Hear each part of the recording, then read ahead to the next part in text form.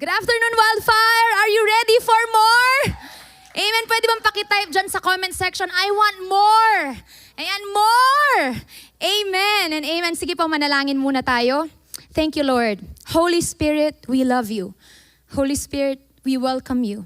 We honor you. We need you. You've said in your word, when the enemy comes in, like a flood, the Spirit of the Lord will raise up a standard against him. So today, Lord, restore us to life and consciousness, Lord. Restore everything, Lord, that has been stolen from us, Lord God. God, you specialize in redeeming rough seasons in our lives, Lord. Let the flame in our hearts burn so brightly, Lord God. Manunumbalik po ang pag-ibig, manunumbalik po ang apoy, manunumbalik po ang tapang, manunumbalik po ang matinding pananampalataya. You are the God who revives, Lord. You are welcome here, Lord God. We give you praise, we give you glory. In Jesus' name we pray, and everybody say, amen and amen. Praise God. God is so good. Amen. This pandemic po has been here for quite a while, and it's revealing a lot of things about us. Sino dito mas nakikilala mo yung sarili mo dahil dito sa crisis, pandemic na nangyayari sa atin? That none of us like suffering. Tama ba? Ayaw natin ang nasasaktan. Ayaw natin ang nahihirapan. When faced with difficulty, when we get sick or when we are challenged financially, when we fail, when we lose someone we love, something deep within us cries. The self cries because it feels it is not in control. The self is in pain, and it solicits approval and comfort from people. The self is attacked and it longs to be safe. The self is humiliated and it desires to prove something. Our generation is trying to cure the problem with what is known as self-love. Pakisabi naman, self-love. Ayan, talamak yan ngayon. May mga love yourself vlogs. Nakakabasa ba kayo, nakakapanood ba kayo ng mga vlogs na tungkol sa self-esteem movements? Ayan, pakita nga natin, a 30-day self-love challenge. O kaya naman yung 10 steps to loving yourself. Or nabalitaan niyo po ba yung a person marrying herself on Facebook in the name of self-love?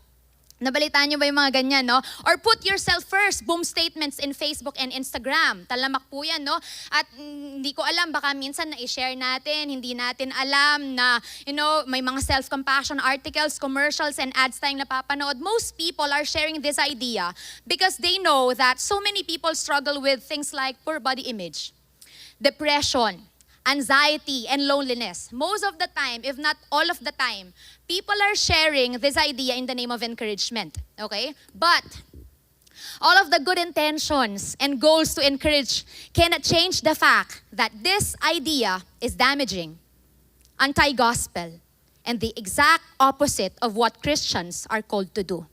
Amen. Why did I say it's damaging? The myth of self-love is a dangerous thing. It means finding joy within yourself, about yourself. And that kind of love promotes pride and vanity. That kind of love promotes self-importance and self-glorification and self-preservation and self-trust. Yourself will always lead you to misery, unfulfillment, disappointments, and emptiness. Tama ba? It's anti-gospel because the truth is, we're worthless and unlovable and insignificant and of no value without God.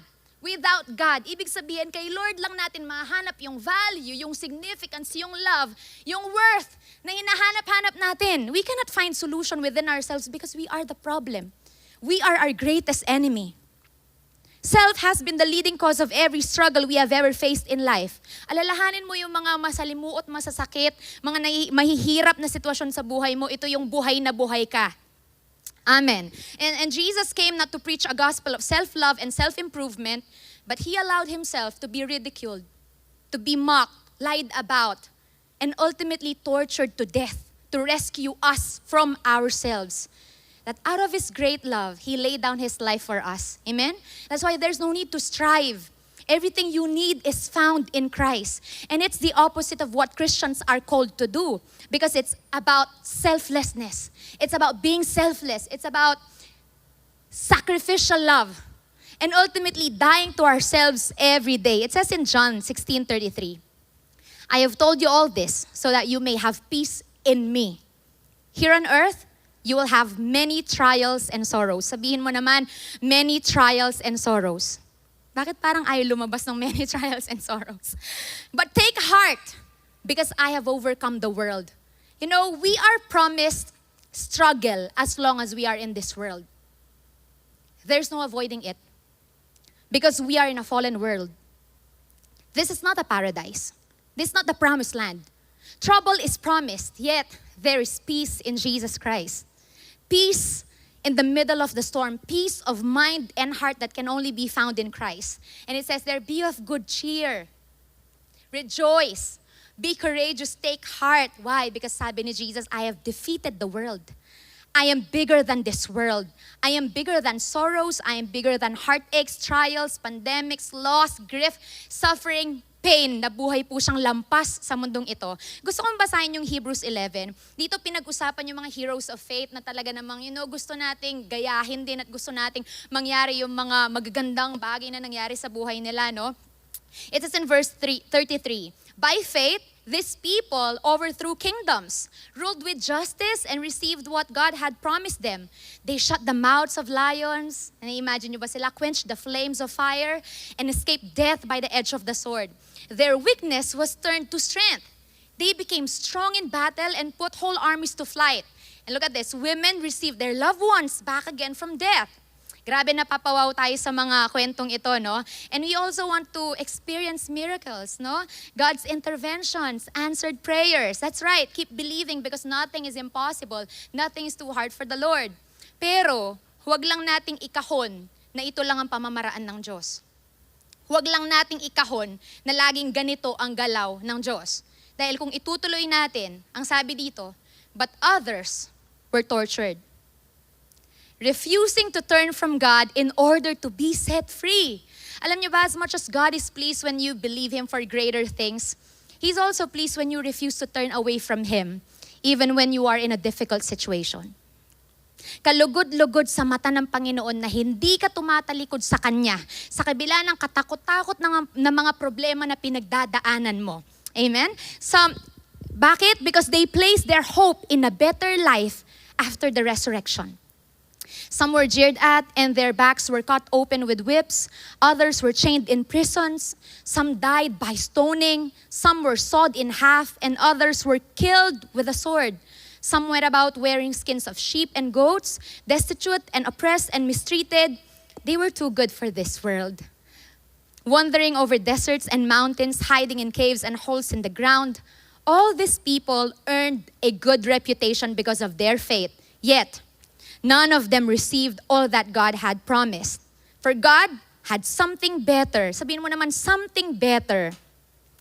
Amen. For God had something better in mind for us. Nai-imagine mo ba yun? Pinapaniwalaan mo ba yun? That God had something better in mind for us so that they would not reach perfection without us. Alam niyo ba, sabi dito, none of them received all that God had promised. But it's okay. Okay lang sa kanila. No, answered prayer is not always guaranteed. Alam niyo ba, change in our situations, no, is not always guaranteed. But life eternal. Life with Jesus. Everlasting life, unending, is sure. It's guaranteed. Amen? God had something better in mind for us. And He has prepared so much better than this. Ulitin ko yon, He had prepared so much better than this.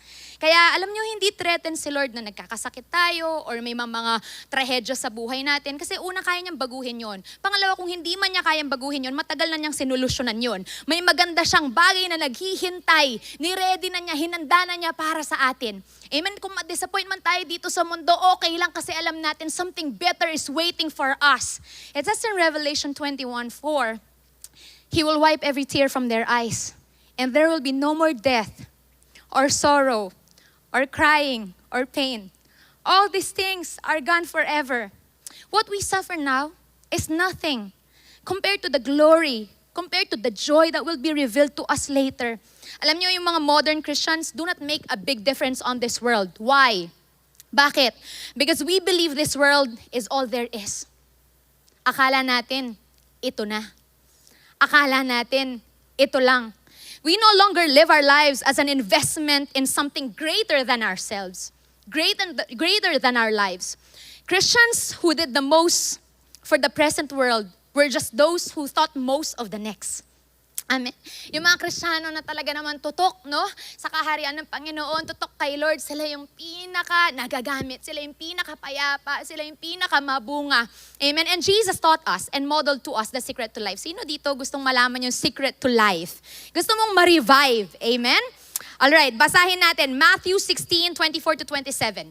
Then Jesus said to his disciples, "If anyone desires to come after me, let him deny himself and take up his cross and follow me. For whoever desires to save his life will lose it, but whoever loses his life for my sake will find it. For what profit is it to a man if he gains the whole world and loses his own soul? Or what will a man give in exchange for his soul?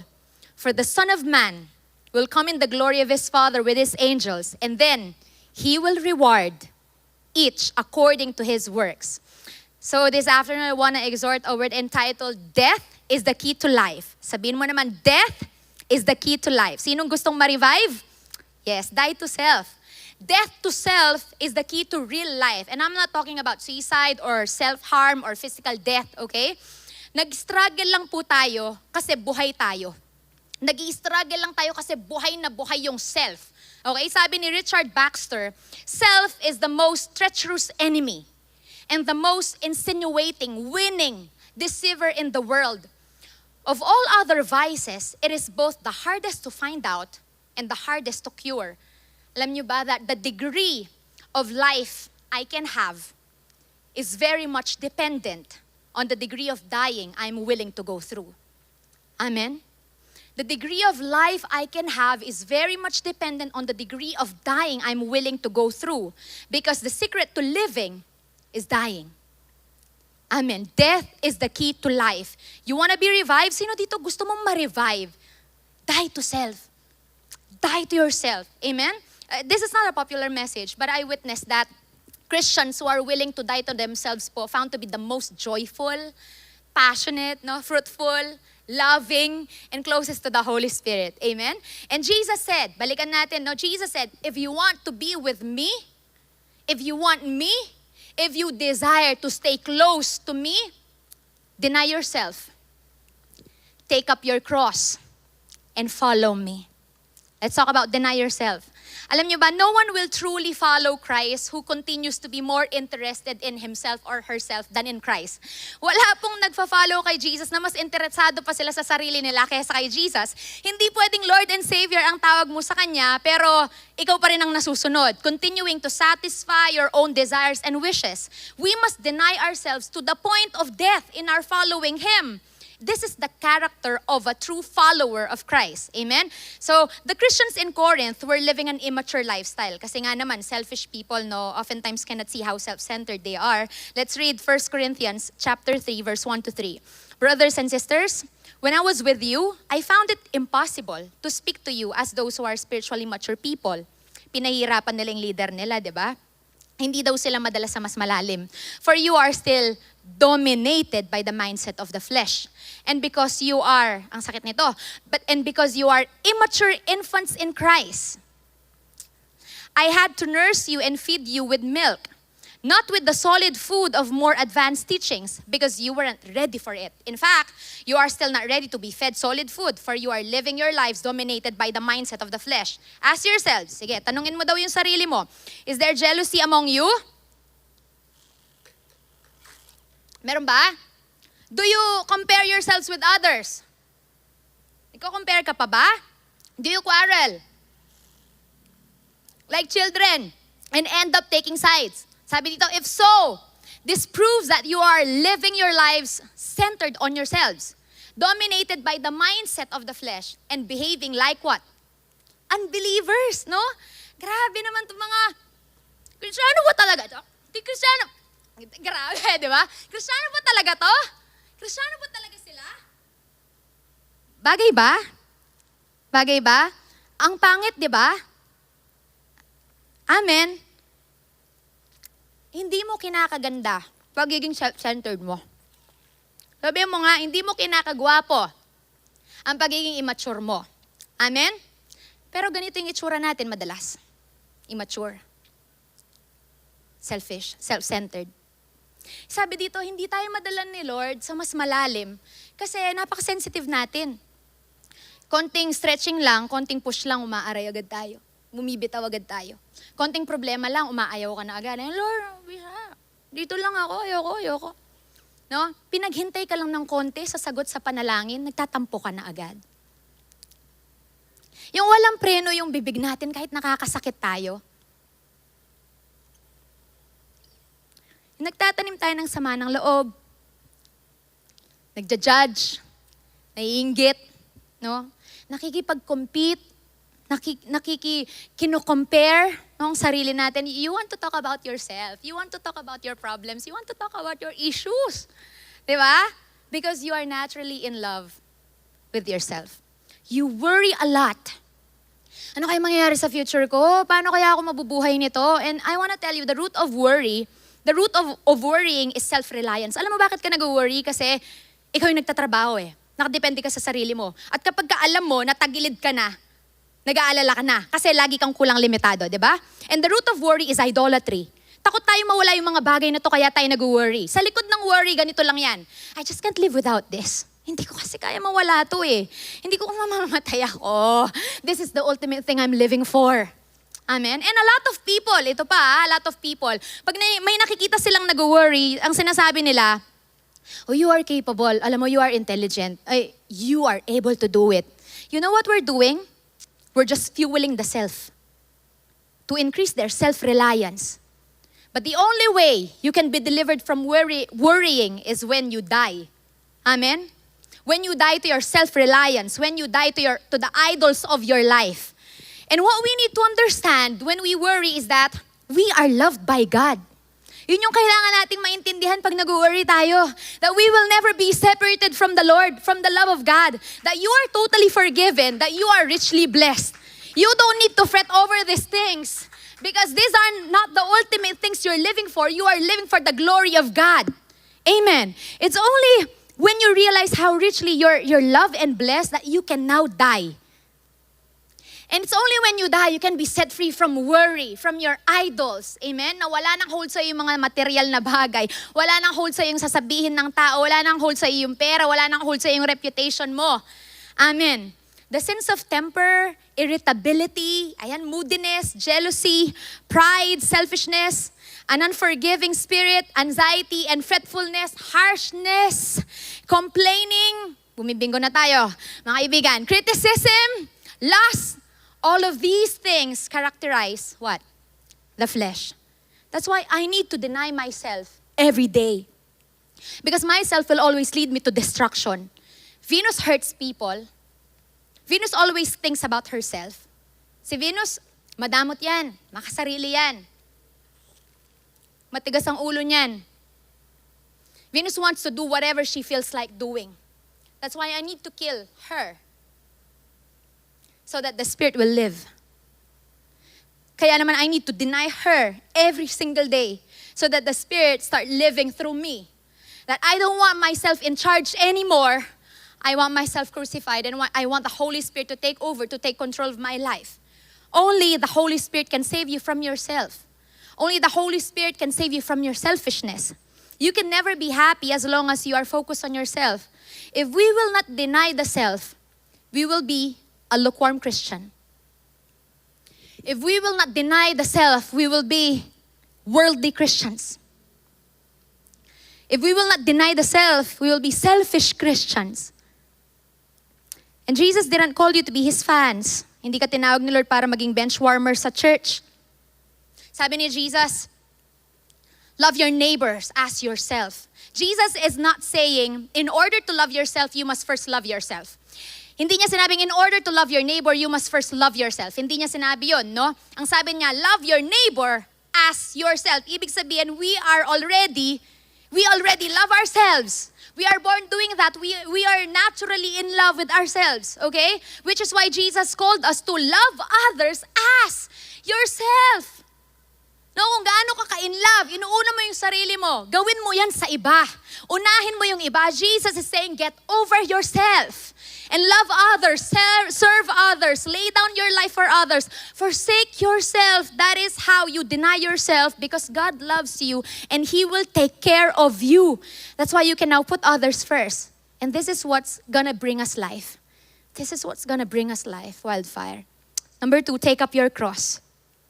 Taking up your cross to follow Christ means simply commitment to the point of giving up our hopes, even our dreams, even our possessions, even our very life if need be. And this is the attitude, the only acceptable attitude of a true disciple. Amen. The cross wasn't about self-promotion.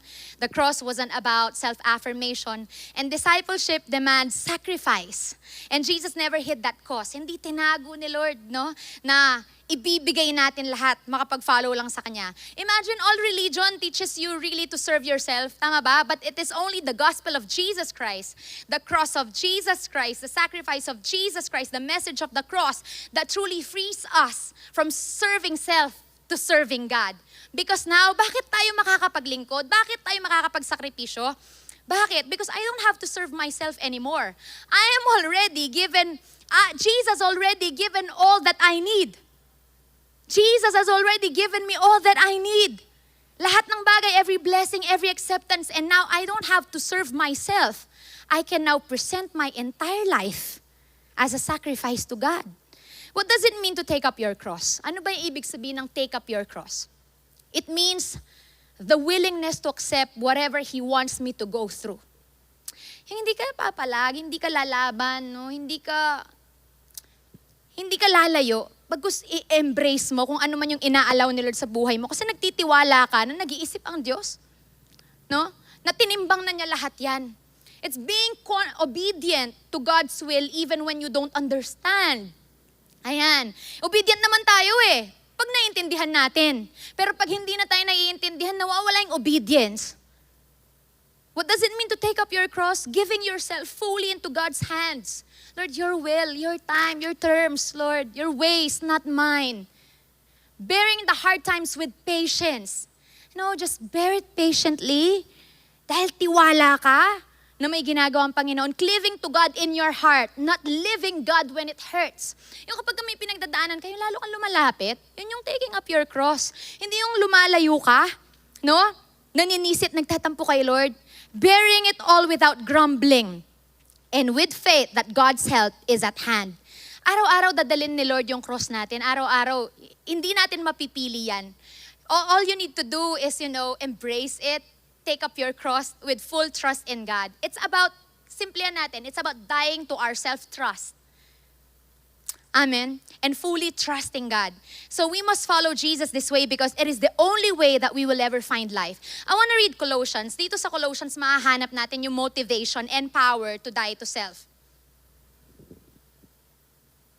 It says in verse 1, if then you have been raised with Christ, seek the things that are above, where Christ is, seated at the right hand of God. Set your minds on things that are above, not on things that are on earth. For you have died, and your life is hidden with Christ in God. And when Christ, who is your life, appears, then you also will appear with Him in glory. Alam niyo yung sinasabi dito? Kaya nating isantabi yung mga sarili natin because we already died with Christ and raised with Christ. Ang sabi dito, iba ka na. Ito yung sinasabi dito, iba ka na. At alam mo, sabi niya, when Christ appears, you also will appear with Him in glory. That's why it says in verse 5, put to death. Everybody say, put to death. Ayan. That's why, put to death, therefore, what is earthly in you. Sexual immorality, impurity, passion, evil desire, and covetousness. Which is what? Idolatry. On account of this, the wrath of God is coming. In this you too once walked when you were living in them. But now, you must put them all away. Anger, wrath, malice, slander, and obscene talk from your mouth. Do not lie to one another. It says here, you gotta put something to death. You have to crucify it. by putting things to death, no? Yun po yung totoong taking up your cross. Why? Because sin is alive. Araw-araw buhay yung kasalanan. Sin is alive, that's why we must put it to death. Amen? Sin wants to rule over you. Sin wants to grow. Sin wants to propagate. Sin wants to fill your hearts, your family. No? Sin wants to fill your life. Kaya hindi ito pwedeng itolerate. Sino dito yung makakatulog ka sa isang kwarto na may kasama kang buhay at lumilipad na ipis? Sino dito kaya mo? Kaya mong matulog sa isang kwarto ng mahimbing, na hindi ka natatakot na gumapang yan sa paa mo, mapunta yan sa mukha mo. Sino dito kaya mo? Tingin ko, kahit na pinakamacho, pinakamakikisig dito, hindi kakayanin. Gagawin mo yung lahat para mamatay yung ipis. Gagawin mo yung lahat para mailabas yung ipis. Same is true with sin. Hindi ka matatahimik hanggat hindi nawawala yan sa buhay mo. Put to death. Amen? Talagang, get out of my life, I hate you, you are not welcome here. Amen? How to put to death? Paano ba natin ipuput to death yung mga kasalanan na yan? Simplihan lang natin. Alright, ganito yan. Gawin mo yung ayaw mong gawin, at huwag mong gawin ang gusto mong gawin. Ayan, simple lang, di ba? Ulitin natin. Gawin mo yung ayaw mong gawin, at huwag mong gawin ang gusto mong gawin. Greed. Gusto mo mag-hoard. Ayaw mo magbigay. Natitempt kang maging madamot. Give away. Huwag mo sambahin yung gamit o pera kung ano man yan. Unforgiveness. How to put to death unforgiveness. Ayaw mo magpatawad, ikaw ang magpasorry. How to put to death impatience. Nagmamadali ka, stay in your lane. Choose the longest line. Or choose the slowest cashier. How to put to death know-it-all spirit. Gusto mong iangat yung sarili mo, keep quiet kapag ka gusto mo magpasikat. How to put to death lust. Simple lang. What's heavier on your balance scale? The joy of Jesus Christ or lustful movies? How to put to death premarital sex, untimely relationship? Simple lang. What's heavier on your balance scale? Temporary pleasure or your relationship with God?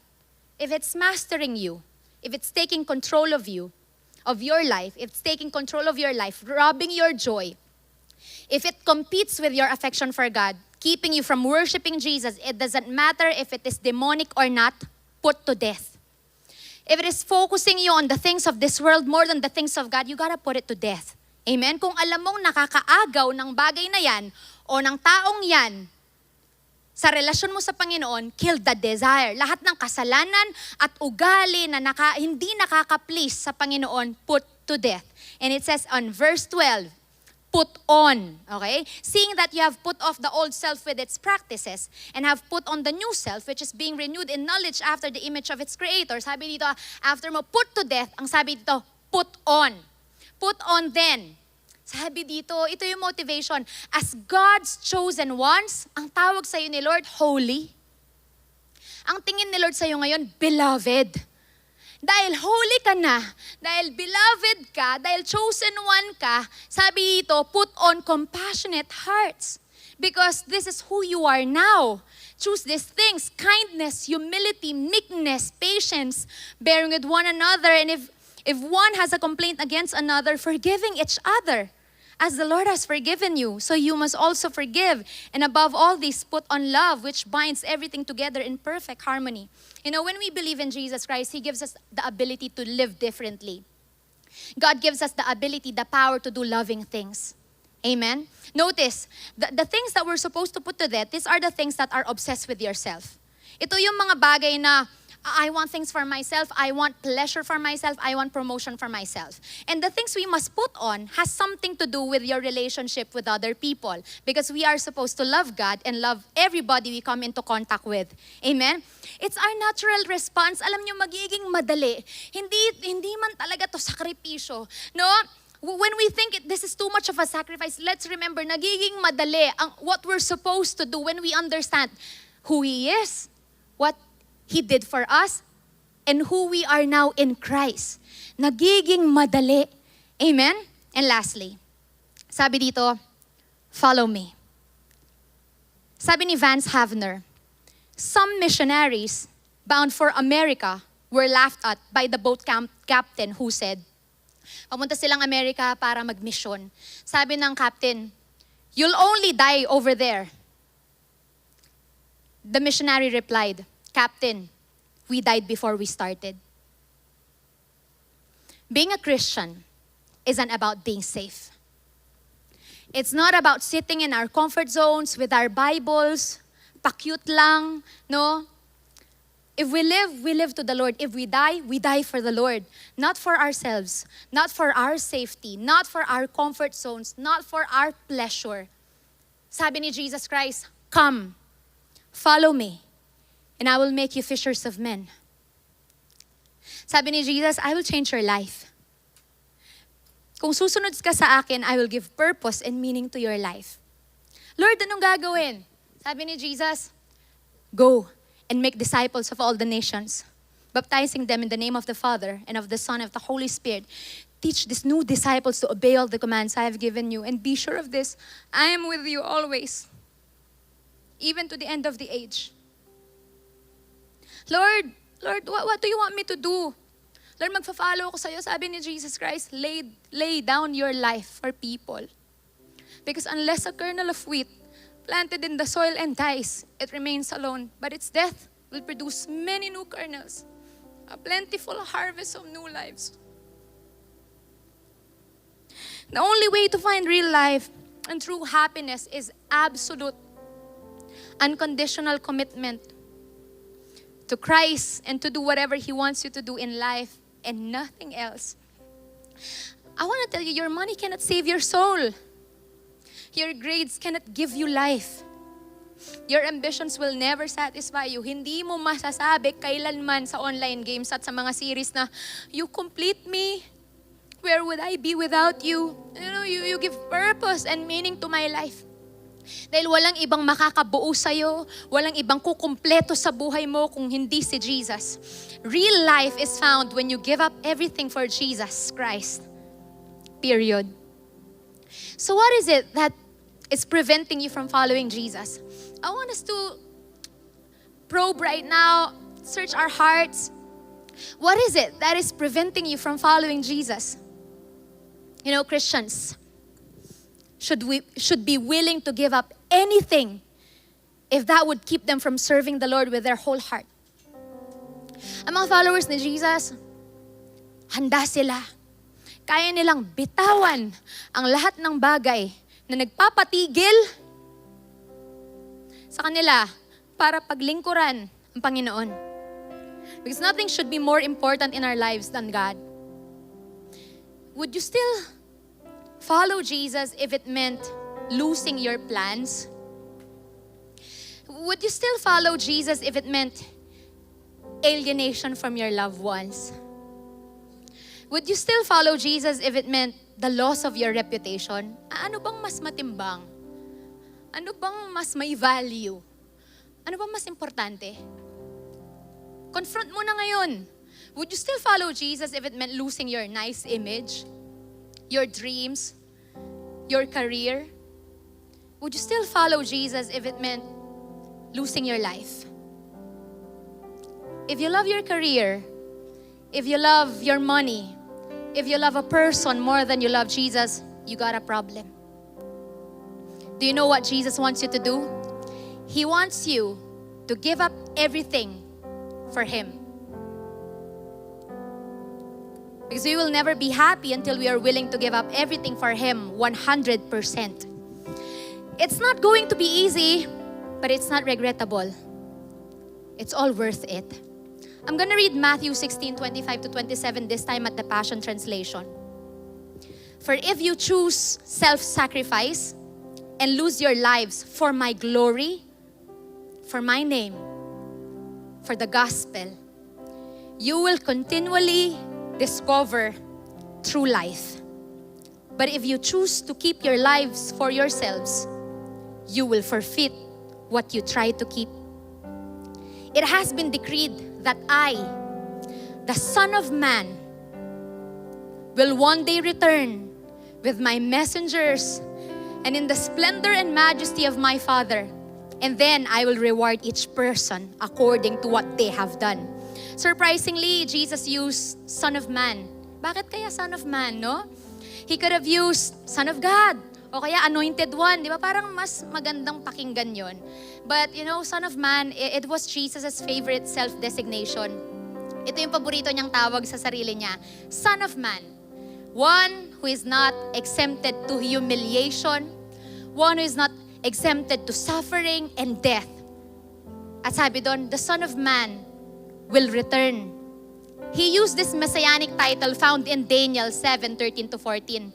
Ang sabi dito, sabi sa Daniel, ito yung prophecy sa kanya. I was watching in the night visions and behold, one like the Son of Man, coming with the clouds of heaven. He came to the Ancient of Days. Ancient of Days referring to Father God sitting on His throne to judge, okay? And they brought Him near before Him. Dinala si Jesus kay Father God, and then to Him, to Jesus, was given what?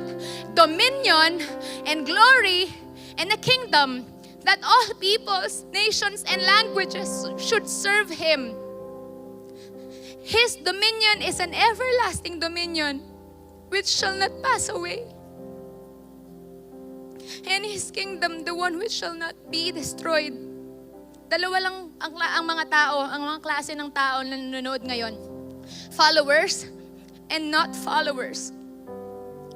For the followers of Jesus Christ, your reward will be far greater than anything you had to give up. Huwag mong panghinayangan yung ibibigay mo, yung bibitawan mo kasi hindi ka lugi kapag sumunod ka sa Panginoon. It's a privilege to follow Jesus. Sa totoo lang, we don't sacrifice. Every sacrifice we think we're giving is nothing compared to the future that awaits to the followers of Jesus Christ. There's something great awaiting for you. There's something great awaiting you. You have no idea what it is to be part of the eternal kingdom of Jesus. You don't have idea what it is to be part of this eternal kingdom, to reign with Jesus, to be with Jesus. Sabihin ko sa iyo, walang kwenta yung mga mawawala, walang kwenta yung mga sakripisyo, walang kwenta yung lahat ng kailangan mong bitawan sa naghihintay para sa atin dahil pinili lang nating sumunod sa Kanya. What are you not willing to surrender in order to follow Jesus? Surrendering our lives and giving up everything to follow Christ is the most life-giving, it's the most life-giving thing we can ever do. I'm gonna read this last verse. Hebrews 10:30-39. Don't you remember those days? Right after the light shined in your hearts, you endured a great marathon season of suffering hardships, yet you stood your ground. And at times you were publicly and shamefully mistreated, being persecuted for your faith. Then at other times, you stood side by side with those who preached the message of hope. You sympathized with those in prison, and when all your belongings were confiscated, you accepted that violation with joy, convinced that you possess a treasure growing in heaven that could never be taken away from you. So don't lose your bold, courageous faith, for you are destined for a great reward. You need the strength of endurance to reveal the poetry of God's will, and then you receive the promise in full. For soon and very soon, the one who is appearing will come without delay. And He also says, my righteous ones will live from my faith. But if fear holds them back, my soul is not content with them. But we are certainly not those who are held back by fear and perish. We are among those who have faith and experience true life. Alam mo, ito mga Kristiyanong ito, bakit okay lang sa kanila mawalan, masaktan? Bakit okay lang sa kanila, maparusahan? Kasi ang taas-taas ng love. Ang taas-taas ng love na hindi mo man pansin na pagod ka. Sabi dito, alalahanin mo, yung unang pagsunod, your first faith, your first love, dahil sobrang taas ng pag-ibig, hindi mo man pansin na nawawalan ka. Hindi mo man pansin yung sakit ng sakripisyo na binibigay mo. Hindi mo man pansin na pagod ka, na araw-araw nagbibigay ka, naglilingkod ka. Hindi mo pansin kasi sobrang taas ng pag-ibig. I want us to search our hearts right now. Is there anything that is preventing you from following Jesus wholeheartedly? Are there sins that you need to put to death? Are there things or person that you need to surrender in order to really follow Jesus from this day on? Death to self is the key to spiritual revival. Do not be afraid to follow Jesus. Do not be afraid to go all out for God. Do not be afraid to suffer for Christ, because He loves you and He will take care of you. And He's preparing a place so much better than this. In this place, we will still be hurt. Suffering is inevitable, but God is with us. Will you put your entire trust in Him? Will you follow Jesus if it means giving up your hopes, your dreams, your desires, and even your life? Thank you, Jesus, Lord. Mangusap po kayo sa bawat isa. Speak to your people, Lord. Touch your people's hearts right now. Alam ko po, Lord, kinakausap niyo yung bawat isa. Deny yourself, says Jesus. It's time to take up your cross. Once again, follow me. Jesus is saying to you, follow me. Follow me. Follow me.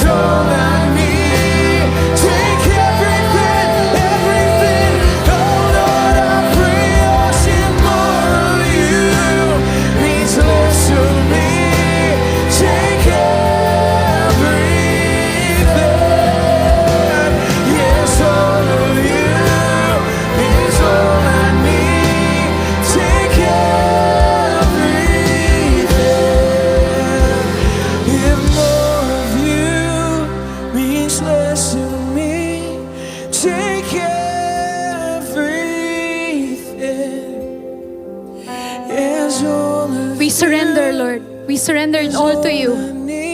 Sinusuko namin ang aming mga buhay. Gamitin mo ang maliliit namin mga buhay para sa kaluwalhatian mo, Panginoon. Lord, we want to live for you.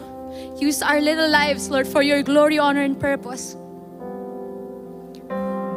Privilege na paglingkuran ng Panginoon. Privilege na mag-disciple. Privilege na mag-lead. Privilege na makapag-contribute sa kingdom ng Panginoon. Privilege na ibigay lahat-lahat kahit walang matira. Privilege na maubos para sa Panginoon. Privilege na mapagod kung para kay Lord yung ginagawa mo. Privilege na may alay yung mga buhay natin pabalik sa Panginoon. Jesus, you're worthy of everything that we have, every strength, every ounce of strength, Lord. Lord, every time, every day, you're worthy, Lord God. Salamat po, Panginoon. We give you praise. We give you glory. We love you. We honor you. We are here to glorify your name, Lord. In Jesus' name we pray. And everybody say, amen and amen.